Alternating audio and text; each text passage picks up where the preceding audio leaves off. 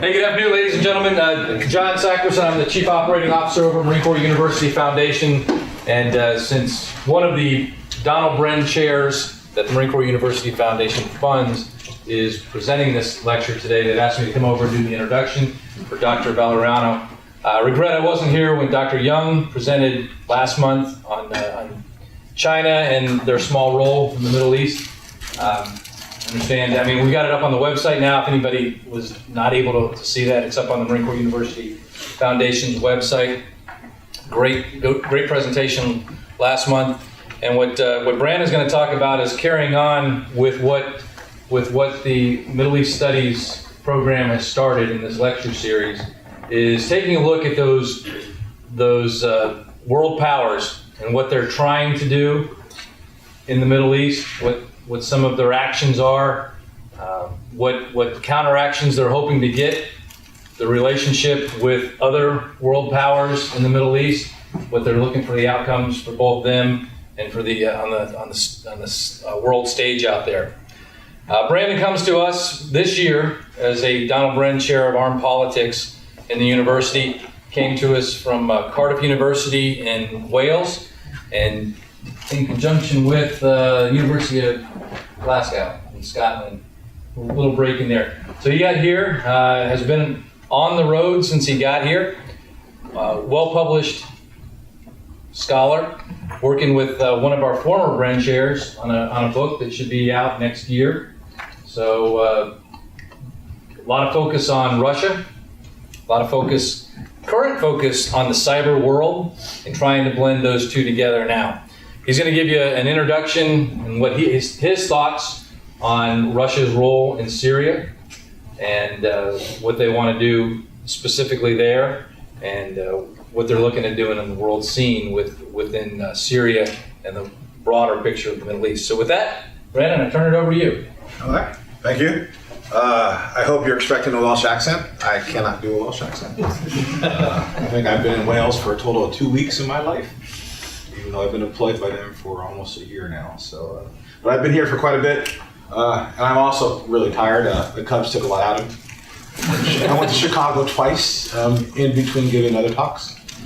But I do thank you for giving me this opportunity, because I have moved away from doing scholarship on Russia, strategic analysis of Russia, because I am devastatingly dismayed by the style of research going on in the context of Russia, in the context of Syria, in the context of current conflicts. Because we have too many analysts, too many prognosticators looking at conflict from a single event perspective.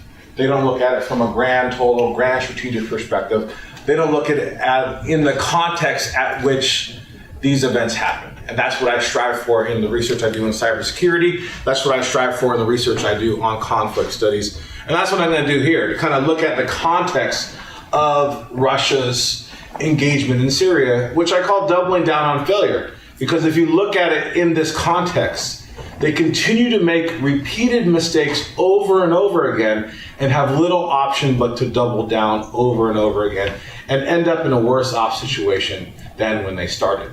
Looking at these conflicts in isolation, you might get the sense that Russia is making the right strategic choice.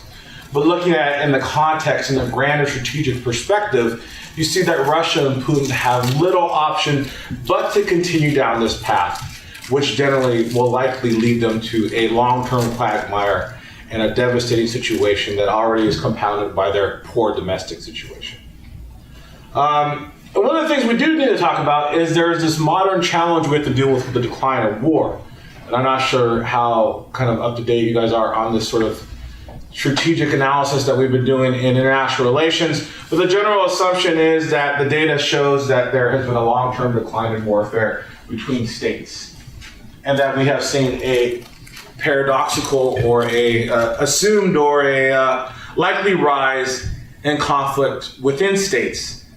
So a friend of mine, Christian Gledix at the University of Essex, writes, increasing tensions between major powers is unlikely to lead to direct conflict, but it may increase support for opposing sides in civil war and decrease prospects for the UN to become involved. And this is the paradox we have now, is that there's little likelihood that the United States and Russia are going to go to war. There's little likelihood the United States and China are going to go to war. There's little likelihood that any European power is going to engage in war right now directly with an opposition. We can talk about it, we can speculate it, but the reality is that these options are pretty much off the table for the majority of modern states. But we have seen a rise in civil war. We have seen a rise in internal war. We have seen a rise in disruption. We have seen a rise in degradation in terms of trying to maintain your position in the world stage. And we see this here in the context of Syria, that there is an ongoing civil war, and both major powers, both great powers in the international system, even though Russia's power has declined precipitously since the end of the Cold War, are engaged in this conflict. And their engagement has dramatically decreased the prospects for peace.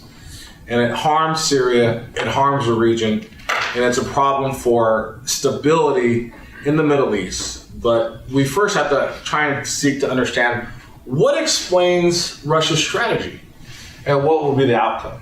So that's kind of what I'm going to cover today. First, of course, Putin as a leader. One of Trump's surrogates said, Putin has served Russia's national interest better than Obama has. And this is a clear kind of problem that we have to kind of clear up quickly. Putin has been a disastrous leader just about any way you look at it. He is deep in the middle of economic crisis. The healthcare system is just falling apart. Food prices are in double-digit inflation. For the first time in over a decade or over 15 years, military expenditures have gone down 8% in real terms, depending on how you kind of do the calculations. The price of oil is in the tank. They depend on the price of oil. The ruble has collapsed. They, of course, have failed in Ukraine. They're stuck in a quagmire in Crimea. The budget has to be cut overall by 25%. Putin is no master strategist. He has not served Russia's national interests. He has only served his interests in remaining in power. These are two completely different things. His ability to stay in power does not directly correspond with the rise in Russian national power. Taking this in context, we see Russia in a very, very dramatic, poor situation. And this leads to the situation they are in now in Syria, because they have a series of goals. But first, we have to talk about what the situation is. So recently, we had the September 12th ceasefire agreement. And this fell apart very, very quickly. Samantha Powers to the UN said what Russia is doing and sponsoring is not counterterrorism, it is barbarism.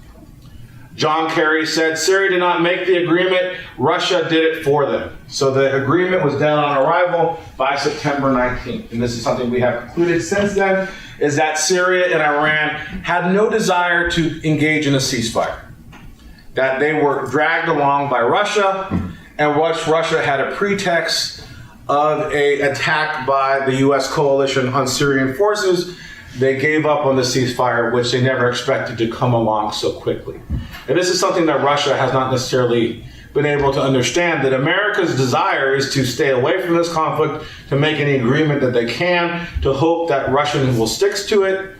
And Russia expected almost the complete opposite. The agreement went through too quickly, and now we have seen a rise in escalation in terms of tit-for-tat conflicts. Of course, there was a U.S. coalition strike on Syrian forces, and then Syrian forces, with possibly Russian complicity, attacked a UN convoy. Since then, we haven't really seen that much of escalation as various forces focus on retaining and holding territory. But Russia knows very well that the ability of Syrian forces and Iranian forces has been dramatically overstated, and their ability to hold territory is suspect at best. So their strategy is one of trying to react to something they cannot necessarily control. The United States and France have called for Russia to be investigated for war crimes.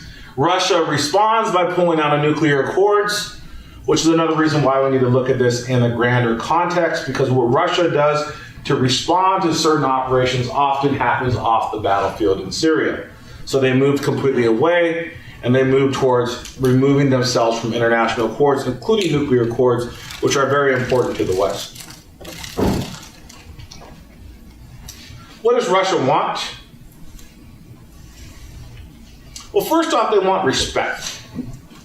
We have this theory in international relations called status inconsistency. And what that theory generally suggests is that states are likely to go to war and likely to destabilize the international situation when they feel they do not get the respect and status that they deserve. And this is something that Russia expects. They expect to have great power status. They expect to be given the deference that they were given during the Cold War, no matter how much the situation has changed and been altered since. And from that perspective, their goal is actually to destabilize the West so that they can retain some sort of idea of balance of power.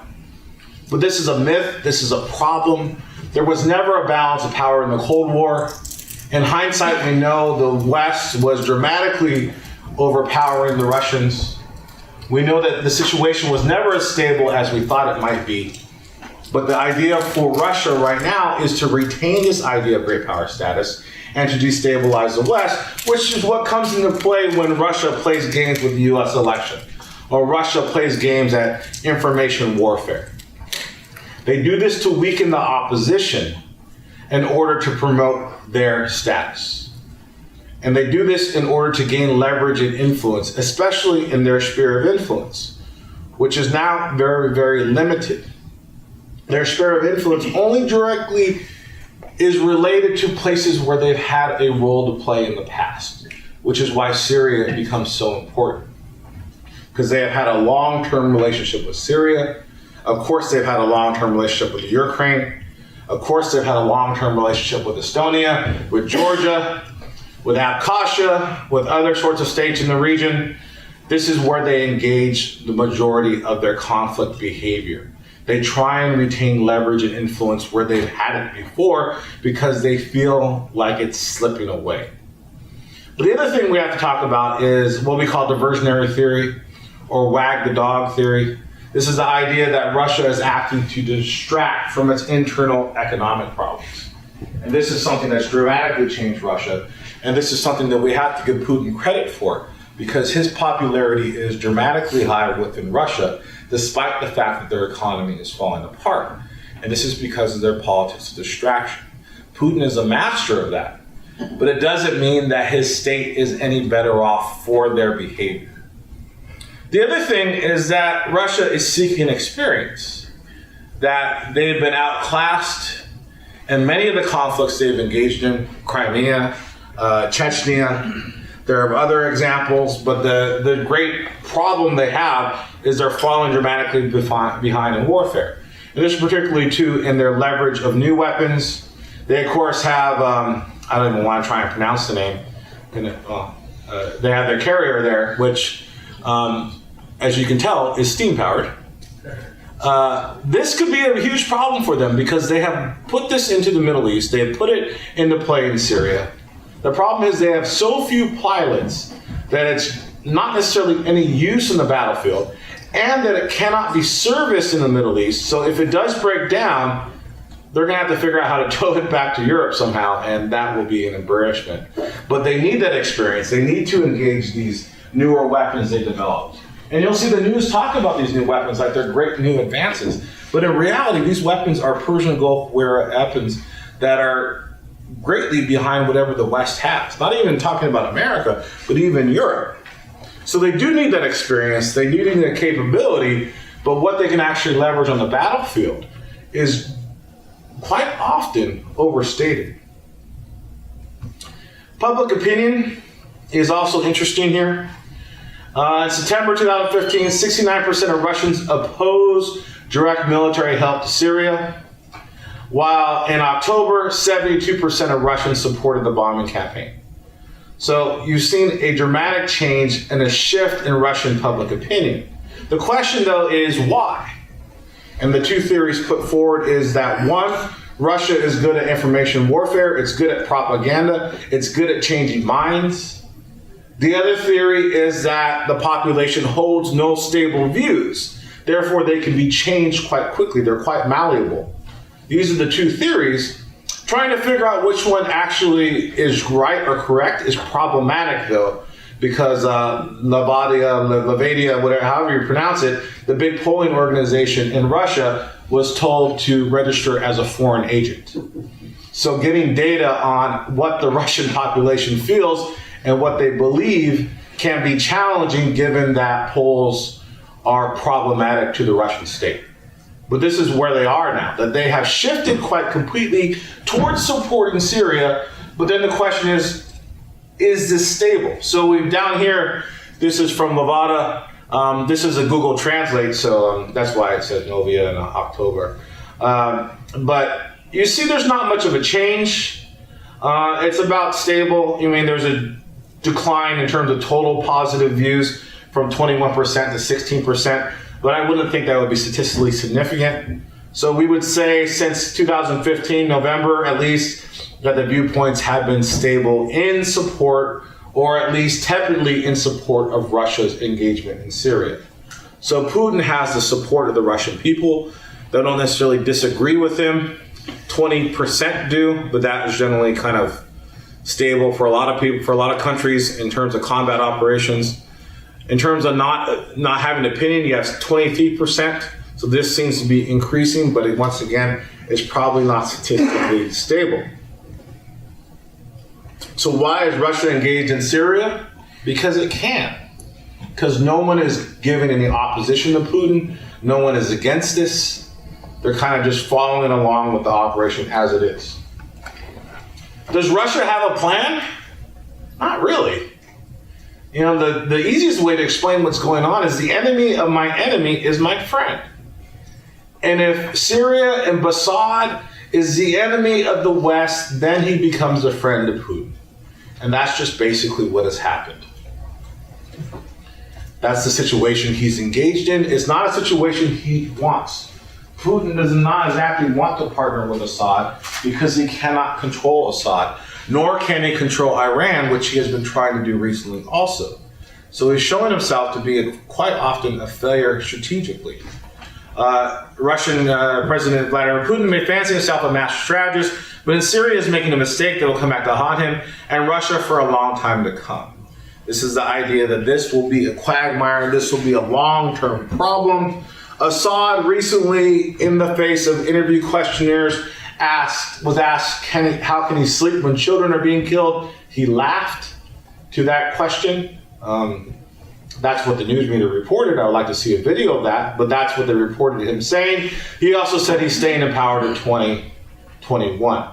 So he has no clear exit strategy, and Russia is stuck with him as a viable partner.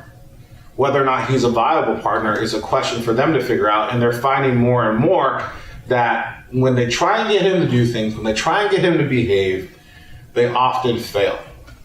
And here they kind of move from failure to failure. You see this throughout their post-Cold War history, that their operations tend to achieve the complete opposite of what they're intended. I've written quite a bit about this in terms of Estonia, in terms of Georgia, but the idea for Estonia in 2007 was use cyber operations to get them to stop mistreating Russian citizens in Estonia, to not move the bronze soldier, and of course Estonia did that. And then once again, Estonia has now become a center of NATO's strategic plans for cybersecurity, achieving the complete and direct opposite of what Putin was thinking. Instead of peeling Estonia off, Estonia is dramatically closer and deeply integrated with NATO strategy. Georgia, you see the same thing, and trying to push Georgia away and drag them closer to Russia, they are further and further apart, and this is happening all throughout the Baltics, which is remilitarizing and preparing for war against Russia because their threats no longer scare them. Their threats no longer work. They don't necessarily fall in line as they once might have done 50 to 100 years ago. And the other problem that Russia has now is it's basically being engaged in a punishment strategy. That's what they're doing. In coercion strategy, you have punishment, you have denial, and you have I'm having my George Bush movement where I'm forgetting the third one. Anyways, punishment, denial. The idea about punishment strategy is that you escalate attacks on civilians in order to punish the adversary so that they concede. This typically can work, but it's often very, very problematic in the sense of a war crime. It's problematic in the sense that it harms civilians. It's problematic that it's not necessarily useful for stability of the country you're trying to rally behind. It's not a strategy that tends to work in the long term. But that's what he's trying to do here. He's trying to punish civilians. He's trying to punish the moderate opposition so that Russia and Syria, or basically that the United States only has one side to work with, which would then be the jihadist opposition, which the United States would never work with. So in terms of punishing the opposition and promoting a viable problem or a viable strategic force in Syria, the only thing that becomes left for the civilians to appeal to will be the jihadists, which what America never wants to do. The more prudent tactic for the United States is a policy of denial. Deny weapons, deny organizational capacities to the Syrian military, deny the ability for them to fly in the area, that these operations tend to work a bit better if you do not want to be directly engaged and dragged into the conflict. Punishment will only directly engage Putin in this conflict for the long term. That this is a quagmire they're going to be stuck with because of the tactics they're trying to use. And trying to target civilians and trying to target the moderate opposition, the only ones left will be people you cannot negotiate with, which will then be Assad and the jihadists. What are Russia's interests in the area? Well, you have the Tartu base, but this is not a deep water seaport. This is not a direct strategic advantage anymore. It's just something they've had before, and it's something they want to continue to have in the future. But as to what sort of advantage they get from this base, it's questionable. They want access to hydrocarbons. They want access to pipelines. They want to increase in the price of oil. And one way to achieve this traditionally has been to engage in conflict in the Middle East, which would then generally dramatically increase the price of oil throughout the world. But this, of course, hasn't happened. The price of oil is dramatically low. Perceptions of stability, despite the problems in Syria, are dramatically high. So in terms of achieving their goals here, they haven't necessarily achieved much. Their interest is to prop up Assad, to prop up the Syrian state as it stands, to prevent the Western insurgency into their allies. And this can be done by making sure that Assad is the only functioning bargaining partner left. They don't target rebels, they target civilians, they target moderate opposition, and this ensures the only credible partners will be jihadists, which then makes them unsatisfactory bargaining partners with only Assad left standing. But as you see from the little picture there, it basically ends up leaving Putin carrying Assad. And that is problematic. But that is not what Russia wants. Russia's interest is a long-term, stable Syrian ally that is able to operate on its own, that's able to operate without Iranian influence. And of course, that's not going to happen. That Russia will have to prop up Syria, that Russia will have to allow Iran to remain engaged in Syria, that Russia will have to be deeply involved in this conflict for the next 20 to 30 years, which is a situation that we have kind of engaged ourselves in our conflicts in the Middle East. Russia is mimicking that same behavior, and that's something that generally we should probably let them do. So conclusions. Russia cannot win, is now committed to propping up Assad. Generally, he is seen as a war criminal. He's launched gas on his own people. He's setting himself up for a decades-long continued civil war, a continued opposition, an unstable state, and Russia is there to guarantee his maintenance of power. Assad can win himself by being the least horrible of all the horrible options. Crazy to think that that's the case, but that's what we have. Someone who has used chemical weapons is seen as a moderate and someone we can talk with. And that's the problem we have here, is that in these situations we engage in, quite often there is no one that we can really kind of commit to as a stable negotiating partner. And we're often left with the worst of the worst.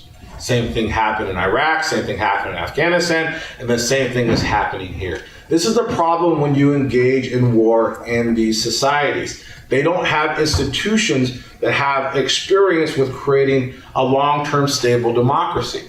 Then you expect them to come in and operate within the rest of the world system, and that becomes problematic. They are willing to achieve and seek goals that may be seen as irrational when other people look at the situation. But from their perspective, these goals are rational because they are trying to simply remain in power.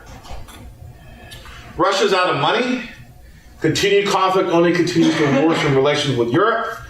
And this, of course, has not caused a rise in oil prices. This has not caused an increase in trade. This has not made Russia in any way better off. Their situation only continues to degrade as time goes on. This is a problem for them, and they continue to move from failure to failure because they have little viable options otherwise. The U.S. policy of strategic non-commitment appears to be effective. Committing our forces directly to the conflict will only lead to direct conflict with Russia. And this is a huge problem because there is this assumption by some strategists that we can engage in conflict in a limited nature in these combat theaters. And the way Russia and a lot of states operate, these conflicts are not seen as limited. They're not seen as quick engagements. They are seen as a grand us versus them engagement. We would like to break these conflicts off and solve them one by one. But that's not the way Russia operates. Russia operates in a deeper sort of perspective from this idea that they are continually put upon and attacked by the West. And this is seen as but another example of that continued strategy. Engaging them directly can only achieve escalation. There is no way to keep it some sort of limited operation once direct combat occurs. The greater problem that I would suggest, though, is we don't think about how this diffuses throughout the rest of the region. We don't think about what the other impacts are. Now, Turkey is dramatically falling apart now. Turkey is dramatically becoming more and more autocratic as time goes on. Turkey is no longer a reliable NATO partner in some senses. There is this sense that they want to uprise against Europe, but they will not do this because they do not want to fall into the Syria trap. They do not want their state to fall into the same sort of perspective. And this is a problem that we have because with the failures of mobilization, with the sort of assumption of an Arab Spring that never really came to pass, we see a lot of states kind of just stabilize into some sort of dramatically regressive societies that are no longer progressing forward. And this is a situation we have in Turkey. This is a situation we have in Egypt, where they see little hope of the future. They see little hope of change. They feel like that if they do seek change, if they do seek dramatic conflict to better the situation, they will only end up like Syria. And this is a lesson that is being taught throughout the Middle East right now. And this is a problem if we want to advance society throughout the world. Assad claims that the social fabric in Syria is stitched together better than before the 5-year-long war. That's what Assad's claim is. This, of course, is not true. This, of course, is a huge problem that Syria is sticking together because there is little else they can hope for. But is society better? With all the dramatic losses, the generation of men and children dead, what hope does Syria have for the future? It is not stitched together better than before. But the real problem we have is how do we create a stable future? Majority of Syrian rebels will never accept Assad's leadership. Surveys done by my friend Sam Witt at High Point University demonstrate that the majority of Syrian rebels are only engaged in the conflict for revenge. So how do you negotiate between two parties when one party's main interest is revenge, the other party's interest, Assad, is to stay in power? And then possibly you have the third party, which would be jihadists, which no one would want to negotiate with. So that's the problem you have there. You have three partners that are not partners at all, that are directly opposed, that will never accept the leadership of the other. There can be no coalition here. There can be no stable, created post-conflict society given the diametrical opposition of each party engaged in the conflict. And that's why there will always be a quagmire here. No one can win as long as Assad remains in power. As long as Assad remains a player in the game, there can be no real future. But how do you get rid of Assad when the only thing he offers is stability And getting rid of him means that there will be a lack of stability. There is no future. It's an entire, utter paradox. And this becomes a tragedy of modern war. There is no such thing as a clear victory. There is no such thing as any viable sort of choice forward for the future. There's no bargaining partners here. There's nothing that can be really done to save the situation.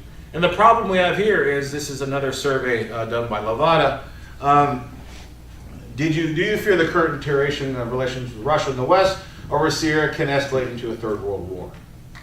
And the news reports suggest that this is increasing through time.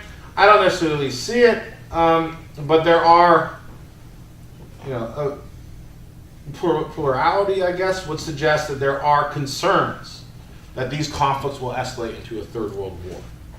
This does not mean that there will be a third world war. There will be a direct confrontation with Russia. But if the people expect that to happen, if the people believe that'll happen, what hope do we have for a reset? What hope do we have for improving relationships with Russia? What hope do we have for any sort of relationship with Syria and other partners in the Middle East if no one really accepts any sort of future where anyone could work together?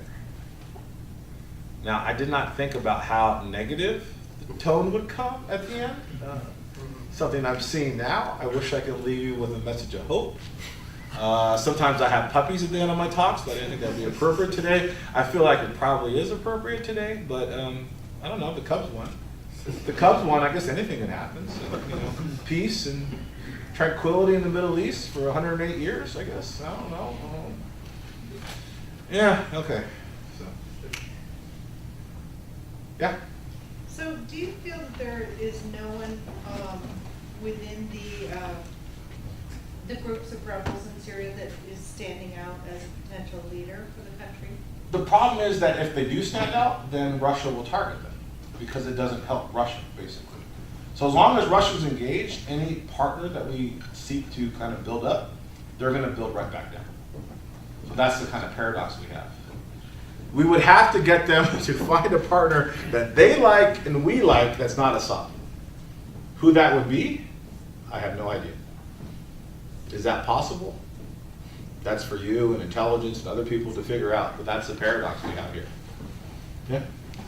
So you gave us a good list of some of the problems that Putin's facing at home, which are here and now and are obviously likely shaping some of his decision making. But one of the things that I don't see in your briefing is something I think is quite important in understanding what the adversary is up to and why he's up to it. It's something that Americans are typically loath to do, and that is to look at the adversary's history, what drives them from a historical perspective. And from a Russian perspective, the Russians have been pushing their way down into the Middle East for centuries. Ever since their small little fiefdoms, back in the 800s, 900s, they have expanded exponentially over the centuries, and they have pushed, as I said, they have tried to push their way into the Middle East. Peter the Great, Catherine the Great set up a naval station on the Crimea Peninsula. They have fought many wars with the Ottomans over the centuries, and in doing so, they gradually undermined the Ottoman Empire, inserted their influence in there. Eventually, the Ottoman Empire went away for the World War I. Afterward, the Russians kind of let themselves relax their interest from that area after the Bolshevik Revolution. But after World War II, they began to reassert their interests in that region and began to give the Turks problems, the new Republic of Turkey, the problems, which entered NATO to serve as another bloc there for Russian push and expansion into that region. So my point is this. In order to understand what Russia might be doing, what Putin might be doing, I think there's a good argument to be considered here for looking at the sweep of Russian history, what Russian interests are. You spoke of their wanting to regain deference on the international scene in terms of being a strategic or a great power on the international scene. That all speaks to their historical past. And so, again, my point is, I think we should expand our view on this and not look at this Russian incursion into Syria or into the Middle East as something that's, something that we should be concerned about with regard to the here and now, but something that is much broader than that. Yeah, we need to be concerned about it here and now, but in order to understand how to deal with this, we need to understand what the adversary cares about and worries about and why. You hit one of them in the beginning, and then towards the end you hit another about fear. As Thucydides suggested, honor, fear, and interest are things that we need to worry about. And you said that Russia feels somewhat threatened by the West, vis-a-vis NATO, vis-a-vis anything else. And so that's just sort of my broader point. If you have any comments on that, I'd appreciate it. Yeah, I mean, I don't disagree at all. That's kind of how I started the talk, that I want to look at this in a wider context. And I was asked to speak about Russia and Syria, but then the real question would be looking at this from the complete strategic perspective of all their engagement recently. But the deeper historical thing, the thing that always struck me, the quote I liked the best about Russia, like to me explained a lot about what Russia does, is they had a quote on a statue, and I couldn't figure out where this came from because I'm not a native Russian speaker. But the quote is, Russia's only friend is its army and its navy. That they don't trust anyone. That there's no one that they can depend on but their military. And you see this happen over and over again, which is why I would suggest they go from failure to failure, because they believe in the current modern situation, the only solution is a military solution. That a negotiated settlement, removing Assad from power, even if they were to pick someone that they could prop up, wouldn't necessarily work for them. They want to use a military solution because that's what they depend on. But that's not something we see being very effective now anymore. We see dramatic success through diplomatic engagements lately. And that's something that's changed and that Russia has to kind of wake up to. But the other interesting thing that, you mentioned the Ottomans, which is there was a foreign policy article that came out yesterday talking about Turkey reasserting the Ottoman Empire. And that was that was something I didn't expect to happen in the context of Turkey and Russia's conflict over the plane, over the shooting down of their men. Turkey changed face quite quickly and sided with Russia quite quickly. So that's something we need to look out for, is that now Russia is kind of building a coalition of the, I don't know what you would call it, coalition of the deplorables, which would be Syria, Egypt, and Turkey right now. And that's something we need to look out for in sort of amalgamating the people that are becoming a problem for stability. Add to that list, you would add the Philippines, but there's other countries right now that are kind of raising hackles in the international situation, and Russia is putting them together. Greece was a worry during Syriza's falling apart. There are other countries that could be problematic, but that's what Russia does. They collect these allies that no longer seem to kind of work well with the West. But it does need to be a us versus them situation. They are stuck in this us versus them world of the Cold War. We're stuck in figuring out our own election. Europe is stuck in figuring out what to do with Britain. We have many more problems than an us versus them Russian problem. But their history, like you say, pushes them to operate the way they do, which is no longer necessarily conducive to our interests in stability. We like the price of oil now. We would like for it to stay. We like not being engaged in Middle Eastern wars. That would probably be best for everyone. But history pulls us into these situations, and they become unavoidable quite often. And how do you change history? Yeah. Cole Peterson at Command and Staff College. Two questions. The first one, your title for this is Doubling Down, and this gives us a good idea of why we think Putin's doubling down. Because Syria is basically a losing hand for him, do you see Russia as looking somewhere else to kind of shift its attention to, or is he basically got stuck in too many quagmires between Ukraine and Syria, And kind of leads into the second question. At what point do you think this backfires on Putin? Is his control tight enough in Russia that these kind of international setbacks don't really affect him domestically, or at some point does this start to chip into his image as really pushing Russia and really responsible for Russia's resurgence on the international stage? So that's a great question about when does it backfire? You know, it's something I was always struck by is this book by Dale Copeland called When Conquest Works. And he found conquest doesn't work unless you control the food. I think that's the point where Putin has to work. Inflation in food. I was just in Britain again. They freaked out because they couldn't get Marmite. The entire country freaked out because Brexit might mean that they couldn't get Marmite anymore. And your reaction to that is appropriate because why would anyone want that stuff? But this is something that really, really becomes important. Food.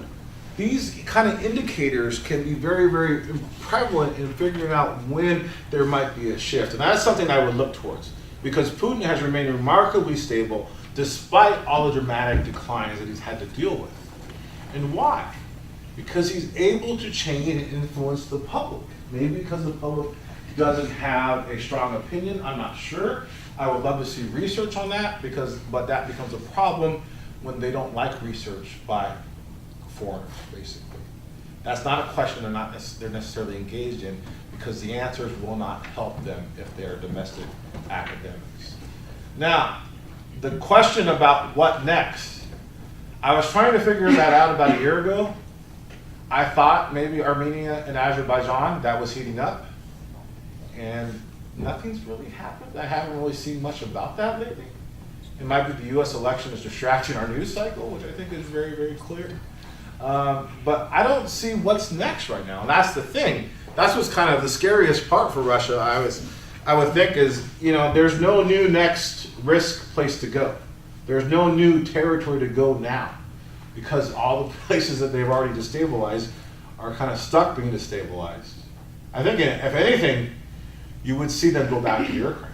And that would be the scariest thing because, you know, it seemed like they kind of pulled out. It seemed like they kind of just accepted the situation as it is. And our problem with Ukraine is that we have not made the country any more stable.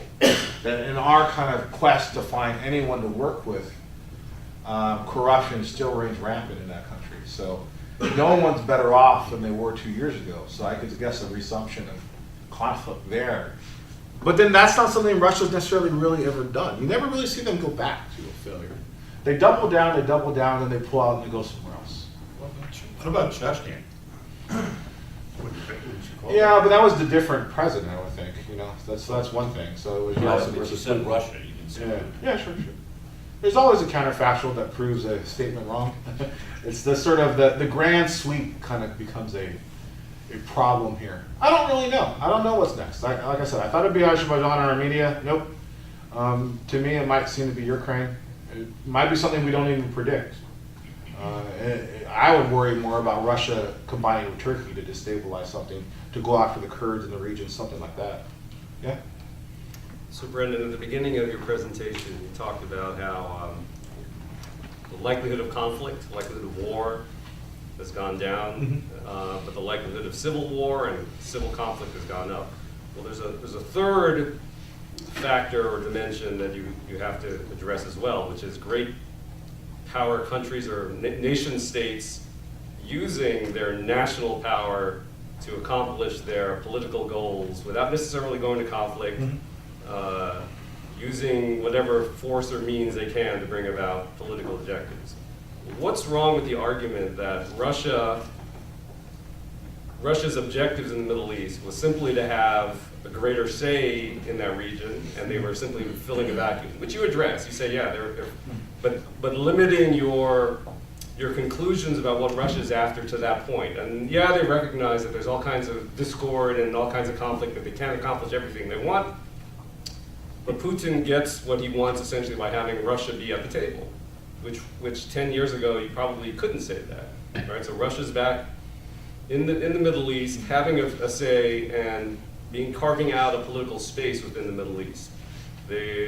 So what's wrong with that argument by limiting what the Russians are after and saying, well, it looks like the Russians may have accomplished what they wanted to accomplish. That is, if you limit the number of things that the Russians are actually after, you can conclude that maybe Russia did accomplish what it wanted to accomplish in the Middle East by being at the table, by getting what it wants, by forcing us to actually negotiate and make Russia part of the conversation. Yeah, and I guess that's a positive outcome for Russia. The problem for us is that in trying to stay at the table, Russia ends up supporting jihadists, which then put us dramatically opposed to our interests. So that's the problem. If Russia was to be allowed at the table without the jihadist variable, that would be fine. You know, there's no problem. There should be no problem with the United States engaging Russia and China and any great power in any structure in managing the international system. Because in leaving them out, you only create incentives for them to try and break in or try and degrade the system as it is. And leaving Russia out in the Middle East is a mistake. But if Russia sees its only interest for engaging in the Middle East is to kind of work with the jihadists, that becomes a problem for us in the West because the jihadists are opposed to our ambitions. So this is the thing, that we have a problem in the Middle East is who will be the moderate opposition? And if it turns out the moderate opposition is Assad, then we have a huge problem here. And that's the situation that we're in, and that's the situation that Russia is in. And Russia has created this problem, but it's not for us to really kind of say that we're any better at this either anyways. So. Why is that a problem though? Huh? If I may? Why is it a problem if Assad comes out as the moderate choice, the right choice? Because Assad has used chemical weapons on his people? That's just me, that's my, you know. Yeah, but being a pragmatist. I've been in Britain too long. Right. So But being a pragmatist, I mean, why is that really an issue for long-term stability? And then just going back for a second, you say Russia caused the problem. Russia didn't cause instability in the region. I mean, Syria wasn't exactly the most stable country in the world before Russia decided to put their own forces on the ground. And I wouldn't say that Russia has ever been left away from the table.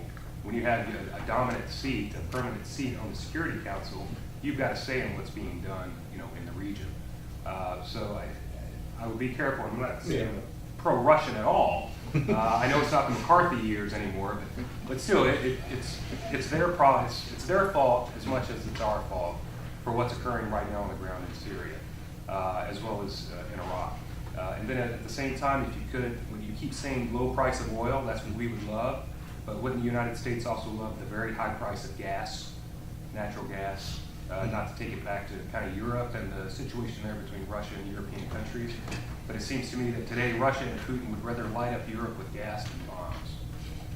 And if Sure, the price that's of very gas true. is very low, that's good for them because it keeps our gas out of Europe.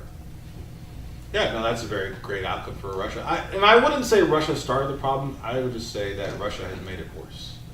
I don't know. I didn't write that on the slides, I don't think. Maybe I said it slipping. Anyways, why is this a problem?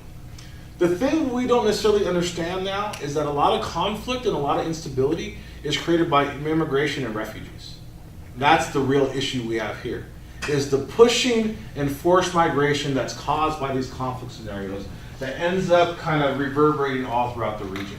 So moving millions of Syrians away from Syria into Turkey, into other countries, create instability in these countries and destabilize these societies and create problems further down the road.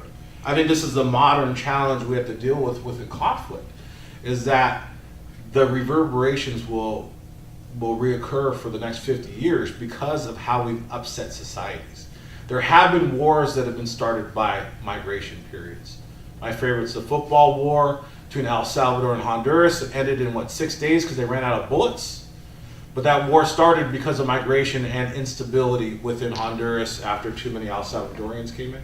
Or I switched it around, I don't know, can't really remember. But I think that's something we need to watch out for, is migration, forced migration, refugees. What happens then? What happens in the region?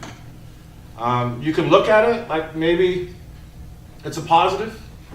Maybe it's fine that Russia is engaged in this quagmire.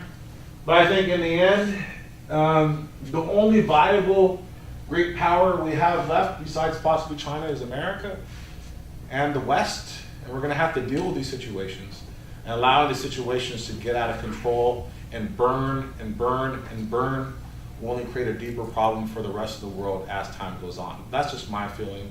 And like I said, I've been in Britain for too long, so I've been integrated into their views of crunchy norms and systems and peace, and we're in my remembrance thing. My remembrance poppy, I should say, to be specific. Yeah? Major Bren, Command and Staff College. What are your thoughts on the U.S. and the coalition moving forward in terms of their relationship with Russia and Syria? Do you see increased cooperation as being useful between Russia and the U.S. in terms of the CT fight, or do you see continued sort of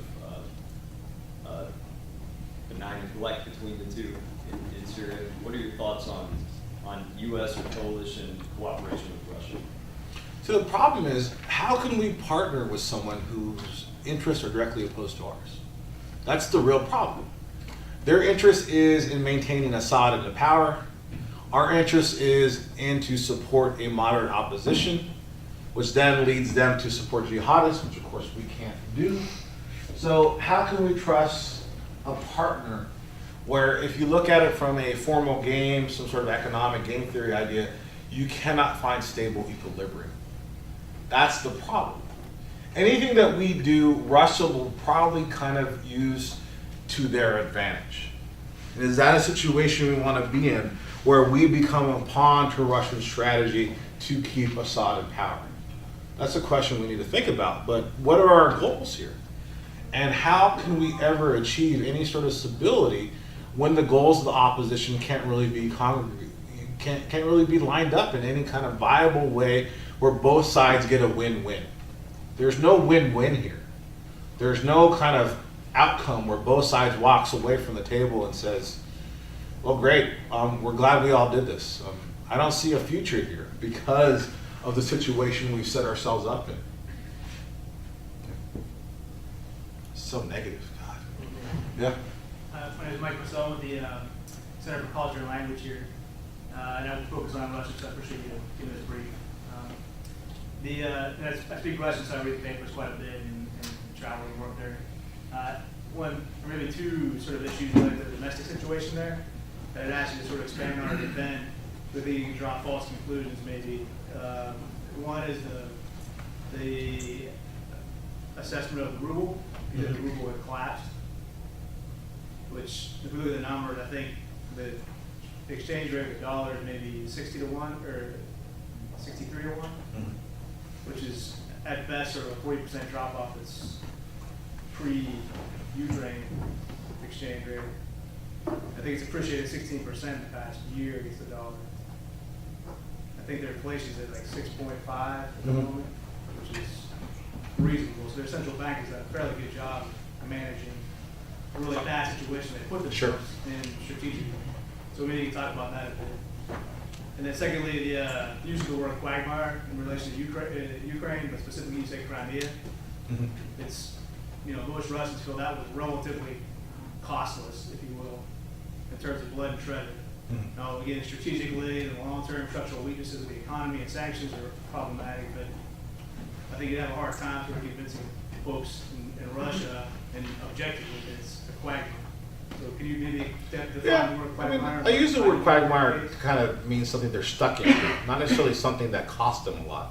So I wouldn't necessarily assume it cost them a lot. And you're right. The bank has done quite well in propping up the currency, but they're running out of reserves. So how much longer they can do that is a key question. I would say 40% is dramatic. That's just me, because I just fled Britain. Is Venezuela an example of a collapse of the currency? Yeah, I mean, this is not even close. Yeah. It depends on how you define it, but I'll tell you a personal story. I mean, I went to Britain at 1.65, and I left Britain at 1.21 in the currency exchange with the dollar. To me, that was dramatic. To me, that was enough to make me leave. Speaking in the economic realm, collapse implies, if you look at the collapse of 2008 or 97 or 91, you're talking 100% beyond in terms of inflation or valuation. I would recommend you moderate that term. And quagmire in Crimea is, I think, probably painting the situation worse than it really is. And I say that because you're drawing conclusions from those assumptions, right, about the domestic situation, the way they see it. faulty conclusions drawn from a sort of invalid assumption, potentially. So, I wouldn't use the word collapse. I'll use dramatic decline. Quagmire. I don't know.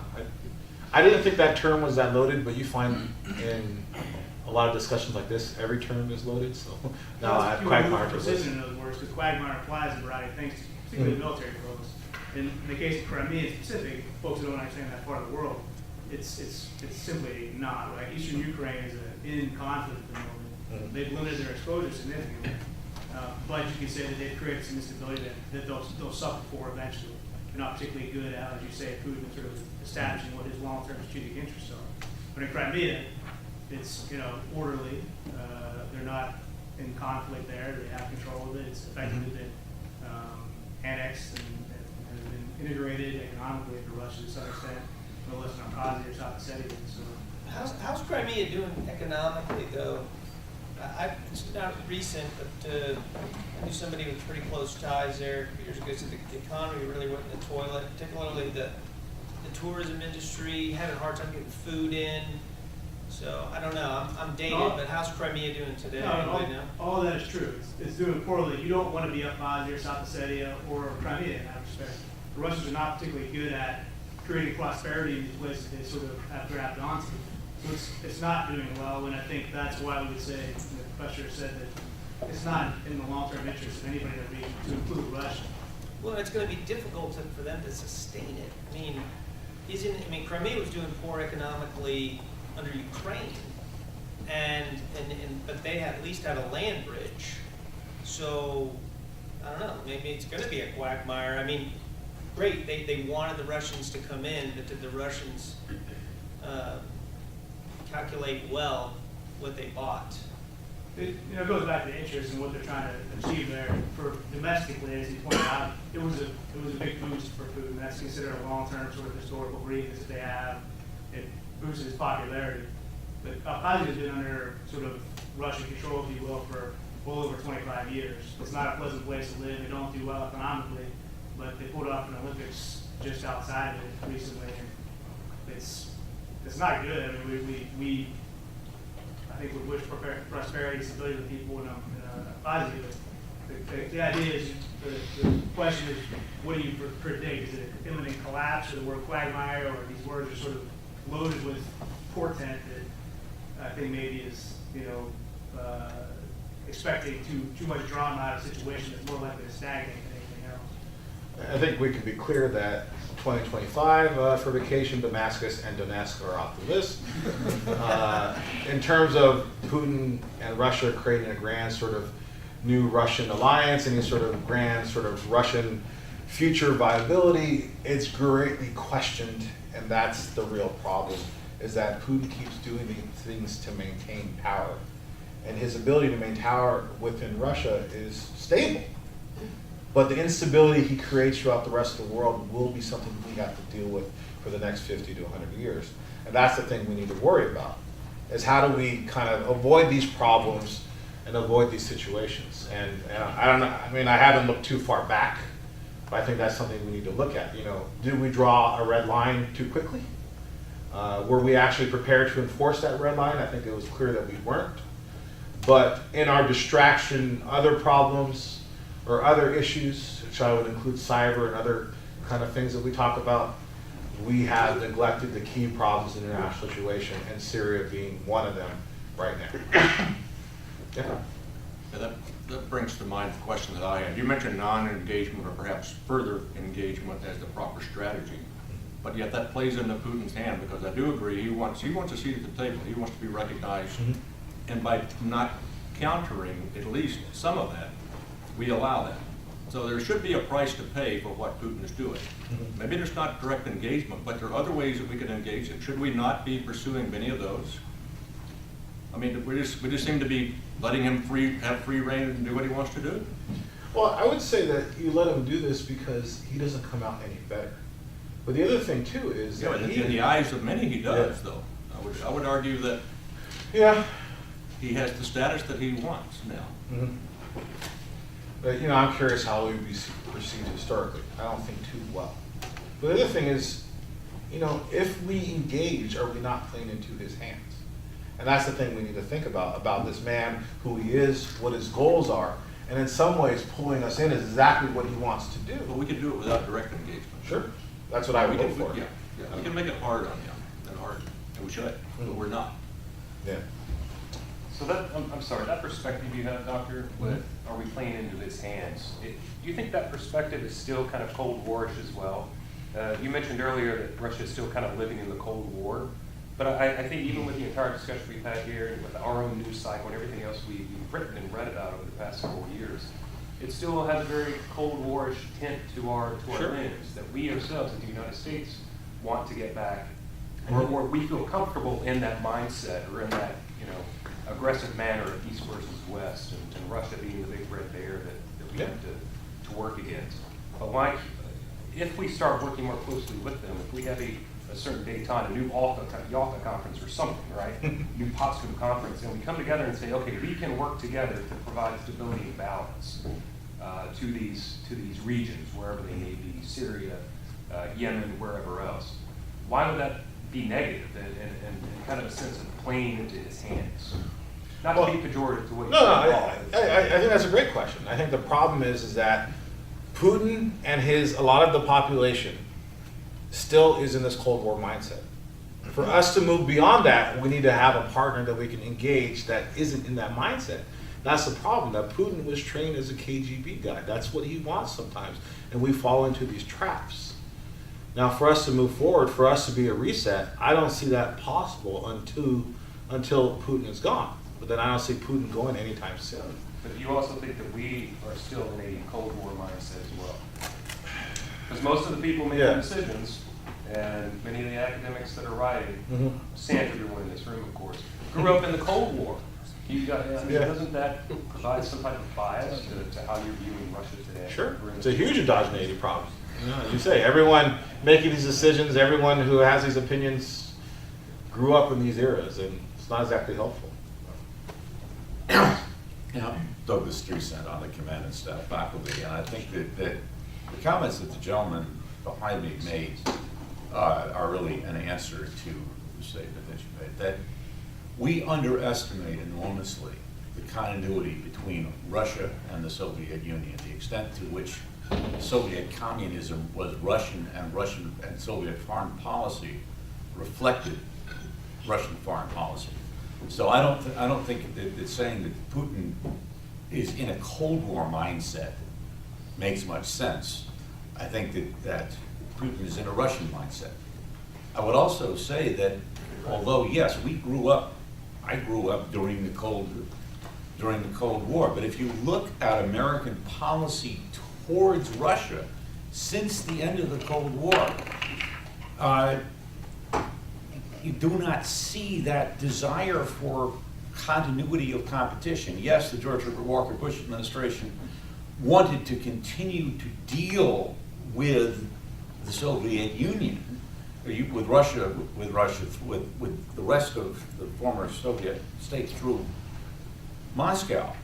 But there hasn't been an institutional explanation or an institutional assertion of a desire for a continued confrontation with Russia. There was a belief, even among many of the most devoted Cold Warriors, that when the Soviet Union fell, Russia would no longer be a problem. The question of, as I believe our speaker said, international relations is never a pure zero-sum game. And there will always be some points on which we can cooperate with the most dangerous of adversaries. But to say that we have enough goals in common with Russia to form a basis of cooperation, I think is just beyond anything that what we know will support. But since I am speaking, and I agree with you in general about Russia historically, I do think that you grossly overestimated the significance of Russia in Ottoman decline. Certainly they were one of the Ottomans' great power rivals, but they were not the only one, and they were also... I agree. That was just the point. You're right. The Europeans played a big role in that as well.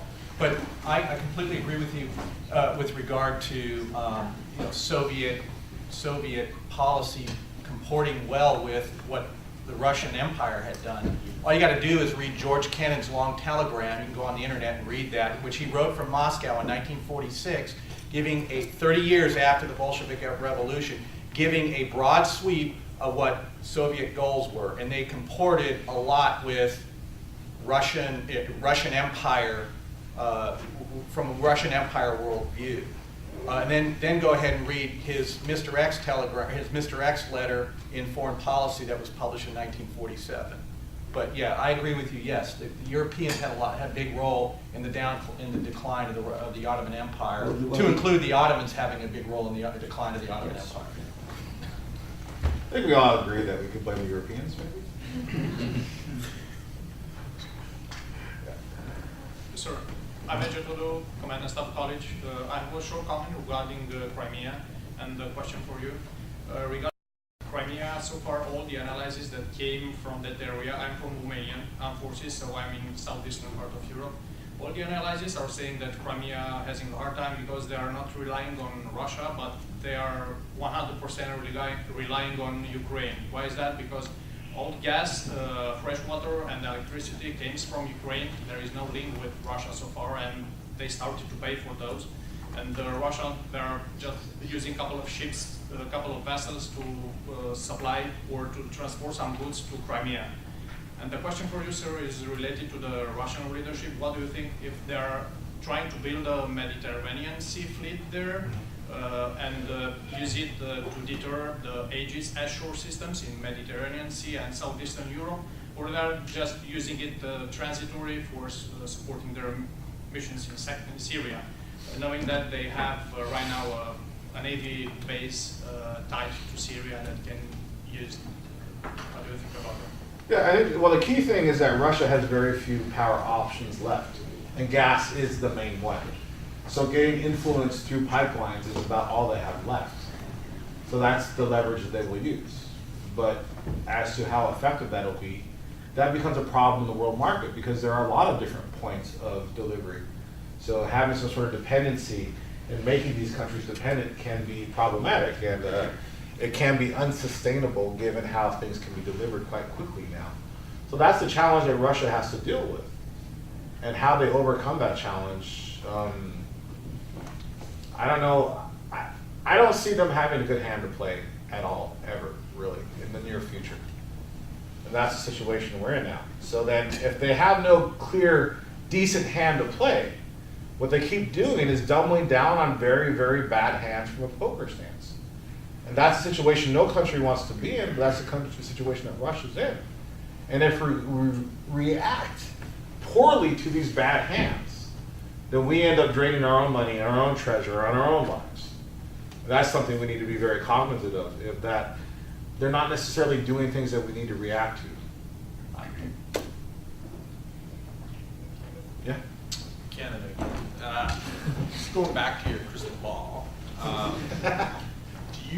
So I'm reading this quote here, and lack of opportunities for direct conflict. Do you see anything in Syria that could lead to direct conflict? So Putin has come out at various times and said, basically drawn his red line.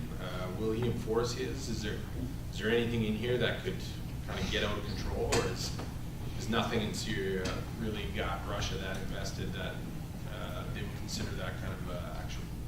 Well, I think what would get out of control could be Turkey versus Syria, which of course Russia has kind of maintained. So luckily,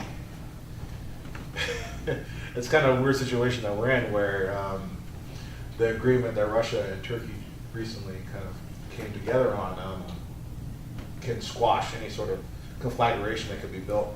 I think that American leadership has done quite well in not over-responding to provocations recently, especially in the context, like I do a lot of cybersecurity work, in the context of Russia hacking the elections.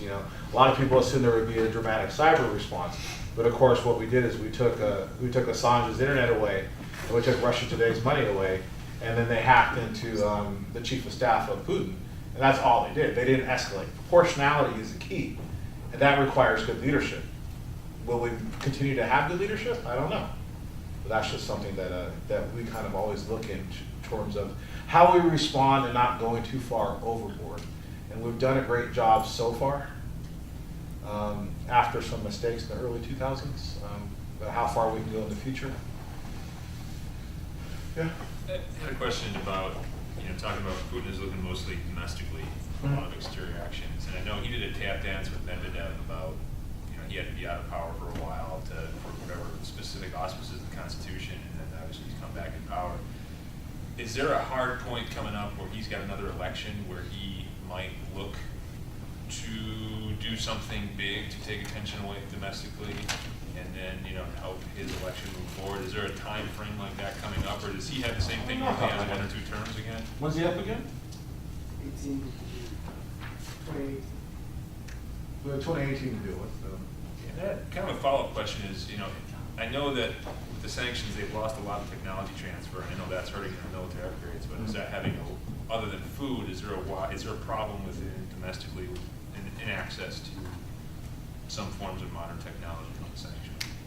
I couldn't really answer that, not that I know of. But I guess 2018 would be a worry point, but then we had that same worry before, so it kind of was handled quite deftly by him. I don't know, I don't see him leaving anytime soon, so if he's been willing to change the Constitution in terms of how he appoints governors, I'm certainly sure he's willing to change the Constitution in terms of his term limit, so I think that's the most dramatic thing that we probably look forward to. Yeah. You two sorted out. Lieutenant Commander Stroh, Staff College. A couple of questions for you. Just what do you think the Russian view would be of the American interventions in the Middle East, specifically Iraq and Afghanistan, which could conceivably be also termed as quagmires from the Russian perspective that we got ourselves involved in? And the second thing is, from everything that I've read, Russia was also backing a major pipeline between Iran, Iraq, Syria, up into Europe, which was multi-billion dollars worth of revenue for them. So given that they were backing Assad, I suspect their intervention was also to prop that up, to keep that deal on the floor. So what do you think the intersection is there? Do you think that they were really protecting their interests by stepping in, and then seeing the U.S. as now also backing the opposition power in Syria? So perhaps they were just seeing that as a new threat to their pipeline. And since America now has a recent policy of kind of getting involved in the Middle East quite dramatically, maybe that was an impetus to them stepping into Syria as well? Yeah, I mean, one thing about pipelines is that there's a pipeline for just about everywhere, including Russia. And whether or not they actually pull off these pipelines is something to be debated.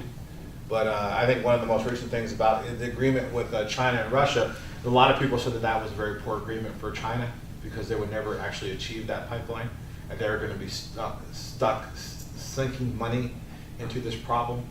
So assuming that they're going to kind of make this huge pipeline, you can assume that because the Russian state cannot support that in the future.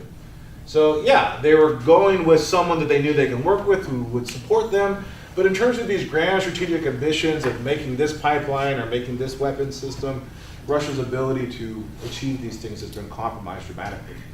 So that's the thing we have to figure out. How far are they willing to go? And what they will do when confronted with failure. And that's something we need to think about in terms of Syria. And they clearly have been willing to attack civilians and UN convoys, at least be complacent in these attacks in the response to failure. So then when do we need to react? That's the problem. The quagmire in terms of Iraq and Afghanistan, I think they were quite perfectly happy to let us get involved in those operations, which is why we should be quite perfectly happy to let them get involved in this situation. But when it causes refugees, when it causes death to civilians, when there is a use of chemical weapons, that's when we need to pull back and rethink what our strategy is here. And that's the situation we're in now. Because I don't know what his response is now. I mean, to me, if the situation is we can't think of a future conflict he can engage in, he becomes a caged and cornered animal. And that's when the real fear really happens. But in terms of direct war with the U.S., I don't think that'll happen. But where is he going to go next? And he's left with limited options. And that's the real scary thing, I think. I mean, further his corner, doesn't that make escalation so problematic? In terms of, I mean, so he's got free hand to escalate, where we're loath to engage. at what point do we engage? And, you know, it's kind of scary because there's not that strategic balance of deterrence anymore. It seems very unstable, and they want to be a force for instability. Yeah. And so following that, is there a third rail here that we could probably foment, or at least be the invisible hand behind building up an opposition abroad?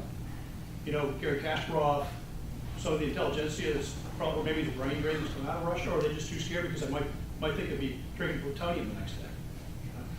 They have done dramatically well in killing any opposition that the West builds up in Russia. They've killed off any sort of investment. Like in London, Yeah. like in New York. Yeah, but America has not traditionally done very well in making these sort of opposition figures who went back. Sure. So that's always a worry there. I mean, to me, the cage animal thing is, I mean, if they're cornered, if we corner them in the right place, can they create future problems? I think Russia being cornered where it is now is probably exactly where we want them to be cornered. And allowing them to kind of break out and go somewhere else, that would be the real problem. Escalation, I think we've done quite well in avoiding escalation here. Deterrence, I've never ever trusted deterrence. Academics have fundamentally destroyed the concept of deterrence for 60 years, and we continue to talk about this being a viable way of solving and providing for international peace. And that is something I have never trusted, and I've never bought into, and any sort of use of the term deterrence, it's always been wholly and utterly problematic. So that's just my academic, twinge on that kind of figure. But I've been doing a lot with that sort of in terms of cyber deterrence, which I don't think actually works or happens. But that's just me in my ivory tower across the way. Yeah, Don. Of course, Putin has control of RT, Russia Today, Broadcasting, and Sputnik. And what they broadcast has been described as the fire hose of falsehoods, plenty of conspiracy theories, and creating among their domestic Russian audience the apprehension or the threat of war is the West is ganging up on us. They may be preparing for war. I'm a little less concerned about how RT and Sputnik influence Europe or influence us than I am about the domestic effect of that broadcasting strategy, creating a kind of outsized nationalism, feeling of threat, and so on. And I wonder whether that forces Putin to have fewer options, because he can't run against the grain of the nationalism that his broadcasters have been stoking. Mm-hmm. Yeah, that's a huge problem we're having to confront all throughout the world right now, resurgent nationalism. And what happens when you create these nationalist entities? When you make a policy based on nationalism, your options become very, very limited. And your base of support becomes very, very demanding. And that's something that Putin has created in Russia. And that becomes very, very fragile and unstable. And his ability to kind of get them what they want is limited. And that's something that I don't think he's thought too far about. We give him a lot of credit about thinking 3 steps ahead. But then if you have created Russian resurgent nationalists, what are they going to do? In the cyber realm, this has made them actually kind of tighten their cyberspace networks, because their big worry is Russian nationalists hacking into things that they shouldn't be hacking into, that the Russian state doesn't want them to hack into. And that has led them to kind of crack down. Now, that is something that probably would need to happen within the Russian state once nationalism goes too far. And this is not the dragon you want to wake up. This is the problem that happens when you kind of fall on these nationalists and irredentist strategies, these strategies of trying to recover what was lost. Things are lost for a reason. And Putin kind of focusing on this, I think, is his weak spot. And that's something that we should kind of focus on if our goal is to degrade his ability to maintain power. But then us focusing on that can unleash a lot of other problems. And that's something we're going to see quite often in the news. And I did a paper on this in terms of video games. Like most of the video games had Russian nationalists as the enemy, which was kind of surprising considering you would think video game enemies would be aliens or zombies, but really it was Russian nationalists. And now you're starting to see this in the news, and I saw this like yesterday, I forget what the context was, but the idea is like resurgent Russian nationalists, which obviously was a problem in Ukraine, and obviously could be a problem in Estonia. And that's something we need to worry about. That's something he cannot control. That's something you don't want to start. Yeah. Brendan, you threw out a pretty broad statement there by saying you've never really trusted deterrence theory. On behalf of a large number of academics who have spent careers studying it, could you unravel that a little bit? I mean, that's a pretty broad statement saying I've never trusted deterrence theory and therefore, and then you move on. So I'd like you to elaborate a little bit on that. Can we do that in another session? Well, just 3 points to say this is what my issue with deterrence. It's not supportable by history, or it's too fuzzy, or empirically, it's very difficult to prove that deterrence theory even exists. I mean, you threw that out, and I know people have argued this point in international security and a number of different journals. So, just what's your position on that? Establishing credibility in modern combat operations is difficult, if not near impossible now. That's one of the huge problems we have with deterrence theory, is that you need to establish the ability to strike back. And it's not exactly clear we can do that. It's not exactly clear other states can do that. But the real issue is in terms of, I mean, I really do want a greater time to talk about this, but I mean, the real thing is that deterrence theory is problematic in that it was always based on this idea that we would survive the first strike and then strike back. And that is a fundamental problem in that you have to observe an attack and then be willing to strike back. And say from like a cyber perspective, our networks are the most unprotected, most unsafe networks we have in the entire world right now. And allowing a first strike could be something we could never really recover from. So this idea of deterring an opposition because you can withstand a first strike and then strike second, therefore they would never take that first strike in the first place, has never exactly been clear. But the real thing about deterrence theory is that there's this idea that it's kind of stabilized this world. We've avoided wars because of it. The majority of theorists would generally say that, I mean, combat and conflict studies theorists would say the reason we've avoided wars is because we've avoided direct territorial stakes between some countries. And that's where the major cause of war is. And that if you have a direct territorial stake, there can be nothing that will ever deter that opposition. China has said that they will lose 1 million men in an instant, $1 billion in an instant if Taiwan ever declares independence. That's a direct territorial stake for them. That's a conflict that they will never back down on. They will never negotiate on. So how can you deter an opposition when they're that committed to that problem or that issue? And the thing about deterrence is that we've always kind of made ourselves kind of feel safe about the conflicts we've avoided, but really the conflicts we've avoided have been direct territorial conflicts that weren't necessarily likely to go to war in the first place anyways. So there's a long history in academia of going back and forth on this, but empirically, it's a weak foundation to create a bet on. And that's kind of how we're kind of ended up. But isn't that foundation the same foundation as of that quote, of the quotation that you have up there? Isn't that based off the different interpretation off of the same data set? The observation you have up there, that tensions are unlikely to lead to direct conflict, is based on presumably the history of the world since 1945. That's because which is presumably the same data set that the deterrence theorists are talking about.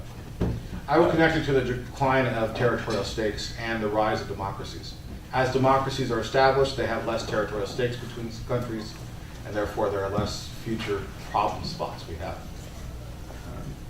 I would answer that by saying that the sample is not complete enough to support generalization yet. So we need another 100 years? If you'll give it to me, I'll certainly take it. I will take it. Professor, everything you said basically adds up to we're the ones, the United States, are the ones that are effectively being deterred. I mean, we are. I mean, China's deterred us from intervening in Taiwan. We wouldn't do it. They've deterred us from doing that. Russia is deterring us from intervening or standing in their way because, you know, they're a force for instability. We don't know where they're going to break out next. Is that not true? I mean, are we being deterred? Can I just Or are we weigh? We've also deterred we've got China a larger from. band of elasticity strategically. I think deterrence exists. We've Yeah. deterred China from It works invading both ways. Taiwan. They've deterred us from, or at least they're striking fear into us intervening. Deterrence, in my mind, is a concept that exists. You may not be able to prove it empirically, but so that was my only point. I'm glad you responded. It's a fair point. We can argue it. I just don't think you can say, you know, deterrence doesn't exist. I had to have you elaborate. So Yeah. No, fair enough. And I think the thing about deterrence is if we're going to depend on it so much and we can never prove it empirically, why are we depending on it? I don't want to depend on something that I can never prove. But that's me as a quantitative IR scholar. for 55 years, policy between the United States and the Soviet Union existed on this idea, right? But if you're going to look at deterrence and say Syria, I don't think we were deterred. I think we're just tired from Iraq and Afghanistan. So that's the thing. If you really dial down, is there really deterrence? There might be restraint. But deterrence is a very, very specific thing, saying I won't attack you because I know if I attack you, you'll attack me back, and therefore I should never do it in the first place. And that's a tough system of logic to depend on because it goes a bit too far and assumes a bit too much, and assumes a bit too much about leadership that may not be exactly rational. Putin may be rational, but can you assume that about other actors like, say, North Korea? That can be the real problem. And that's where our real conflict and instability comes from. Agenda? Yeah? I'll give you a quick out, just to give you a sense of the gentleman here asked about what do we think about our operation in Iraq and Afghanistan. And feel free to disagree or prove me wrong here, but generally speaking, he sees that as degrading the status of sovereignty, the importance of sovereignty in the international system. And that's what he's against, right? So he advises not to be in Iraq.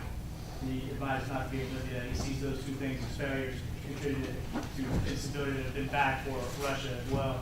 So being in Syria is the point of that politically, and they make this point quite consistently amongst the Russian elite. He's supporting sovereignty of the nation state, and that, of course, allows him to further enforce the validity of the legitimacy of conferred on Russia by the Security Council and prevents us from getting involved in their internal affairs. That's not that's just how that's portrayed. Yeah, that's exactly true. And it's this idea that they're against intervention, except when they have a historic role to play. Then they say they're allowed to intervene. Yeah, and that becomes like, where do you draw the line? That's the way they portray it, and I think it's probably a genuine belief on their part to make exceptions for themselves as necessary. Any other questions? Or? Dr. Valeriano, thank you so much for coming out today. I think it No problem. sparked some good discussion.